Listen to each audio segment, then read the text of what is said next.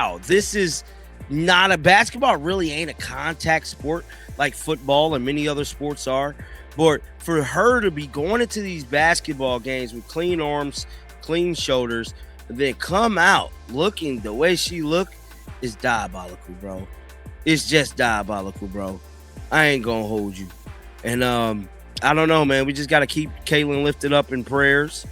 But we have to talk about the drama that took place in this basketball game today.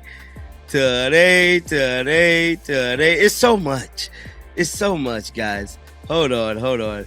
Let me get this switched over for you guys because it's just so much drama. I don't even know where to start. Oh, this is Dejanay Carrington trolling Kayla Clark. Let's just start here. She brings a defensive mentality. Look at her. Look at her. Look at her. And she got a tech today. Look, another one. 7-3 made for Kayla Clark. She was busting Dejanay. Clark goes for 30 and does. Busting her ass all night. This is the face here. This is a face of the feet. Look at her. Salty. Pick your face up, Dejanay Carrington. I think you left your mascara on the floor, too. Watch this. Creating an advantage here. You got. That is when the unthinkable occurred. Multi-time champion Brianna Stewart stepped directly into the firestorm, breaking her usual silence to decisively shatter the coaching staff's credibility on a global stage. Stewart minced no words, publicly condemning the alleged disciplinary threats as pure ego-driven failure and an outright disgrace to basketball, instantly validating weeks of fan outrage with undisputed veteran authority. Her explosive remarks delivered a fatal blow to any attempt to silence Caitlin Clark, triggering complete panic inside front office headquarters as executives realized moving forward with any suspension would ignite severe fan revolt, sponsor boycotts, and league intervention. In a matter of minutes, the authority of the coaching staff was totally dismantled, leaving them exposed and completely powerless before an unforgiving national spotlight. I think it's very clear you're on the other side of the line in the sand. You seem to be on the Kelsey Mitchell, Stephanie White line. And this is not to come at Kelsey Mitchell. I hope she has a big game. Her and Caitlin Clark been playing awesome together. This is not to come at Kelsey Mitchell. But the fact that you did not want to include Caitlin Clark in the MVP talks of Leah Boston is disgusting. And your ass better start making layups and give us $6 million worth. Now we going to be on you. Stephanie White, you already liable to get booed. I don't know what you're going to do. Okay. If they boo you, you're going to have to deal with it. Look in the mirror. You did not stand up for your team or your players.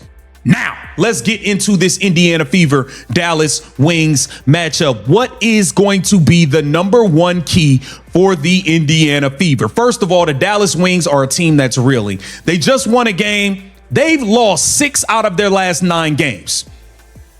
6 out of their last 9 games were L's. And it needs to be a... Fans packed the arena expecting high-octane magic, but they were subjected to a sluggish, outdated offensive disaster that took the ball entirely out of Caitlin Clark's hands while refusing to counter relentless double teams. The resulting blowout ignited fierce boos across the stadium and set social media ablaze with immediate demands for coaching changes. Backed into a corner and facing intense national criticism, the coaching staff allegedly attempted an aggressive internal scapegoat play confronting management behind closed doors to demand a disciplinary suspension against Clark for insubordination. But attempting to silence the league's biggest draw backfired instantaneously. Front office panic collided with massive league-wide outrage, completely dismantling the narrative and turning this tactical failure into an uncontrollable franchise crisis. Horrible, unwatchable basketball. I said last night was in the top 3 hardest games to watch of the season. It was brutal. God dog, last night was boring. In fact, I said last night during the watch party that only the WNBA could have a battle between what's supposed to be 2 of their top 5 biggest stars, Paige Beckers and Caitlin Clark. Only in the W could the WNBA figure out how to take a game like that, make it close for most of the game, and it be boring as hell. That's some W shit. That happens a lot in this league. A lot in this league. Vanderbilt Fever. Caitlin White literally got tackled. Stephanie White just sits there with her arms crossed, sniffing and twitching. Congratulations, Stephanie Weatherspoon. Oh, damn. Shout out Teresa Weatherspoon. Whoa. Lethargic. The Indiana Fever just hit an irreversible breaking point, and the explosive fallout behind closed doors is shaking the entire basketball world.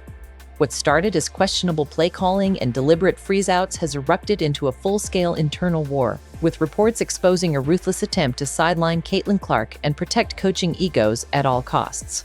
But pushing a generational superstar too far backfired immediately.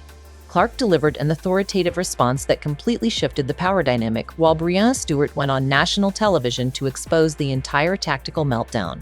From the unwatchable disaster against the Dallas Wings to outright locker room chaos, this is no longer just a losing streak, it is the total unraveling of a franchise under immense pressure. Smash that subscribe button right now, because while mainstream outlets look away, we are breaking down every raw, unfiltered detail of this league-wide crisis. And look right. Watch Caitlin. Watch Caitlin. Look, it's 1, 2, 3 defenders. Look, 1, 2, 3. You fucking idiots. Y'all are idiots. Watch this. KK, there you go. Bah! Hey, Caitlin, look at that. Look at that. You idiots. Idiots. Hold on. There's more. Oh, man. DJ Curtis high fives her block. Did replay show she got all hands on Caitlin Clark. So this was Enes Kanter's situation with Natasha Cloud during the game. And right before the break, this was the scene inside Wintrust Arena. Look at her. She forgot she was at a game. She forgot she was at a basketball game. Look at her. You talk all that stuff on the internet.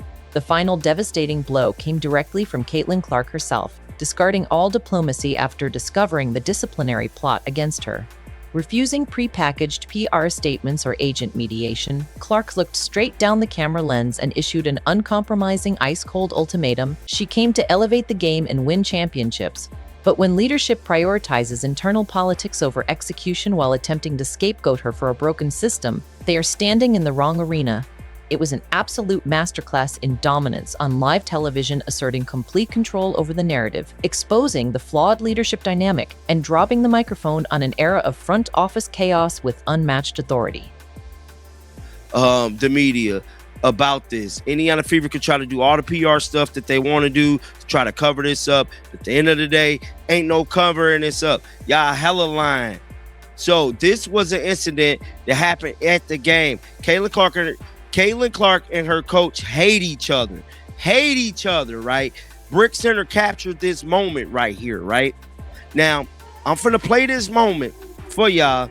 Caitlin Clark didn't shout or resort to cheap dramatics. She weaponized cold, hard facts to dismantle the hidden agenda, using the phrase "the film does not lie" to force everyone's attention directly back onto the game tape and presenting ownership with an undeniable ultimatum. Back the future of the league or claim to failed leadership. The internal fallout was instantaneous and devastating. The locker room completely fractured. Former allies quickly distanced themselves from the escalating PR disaster, and reports indicate front office executives are actively finalizing exit paperwork. Between Breanna Stewart's unfiltered national critique and Clark's masterclass in holding authority accountable, the narrative has completely collapsed, sealing an irreversible turning point where ego-driven sabotage met its absolute match. Share the channel, hit the bell notification, hype the video. That'd be greatly appreciated. Let's get right into things, man. Jose Fernandez, you're going to hear him talk about the game plan for Caitlin Clark and what they were looking to do and what they only had to do a few times because there was no pick and rolls for Caitlin Clark. They didn't run an off-ball play for her until the third quarter. Stephanie White's game plan was, let's get Kelsey Mitchell the ball and get her as many points as we can, as often as we can. That was her whole game plan. She sucks as a coach. Jose Fernandez knows it. Take a listen. Talk about the defense you guys played on Caitlin Clark today. You had her 4 of 15 shooting. Well, we wanted to get it out of her hands. You know, in any pick and roll situation in the middle of the floor, she's so good. So if it was going to be...